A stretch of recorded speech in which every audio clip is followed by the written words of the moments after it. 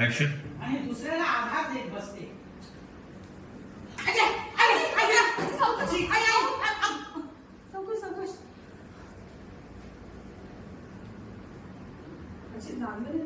काही लागलं नाही. जे मगरीचे आशू आहेत ना, माझ्या समोर नको. मला बरोबर माहिती आहे तू कशी आहेस ते.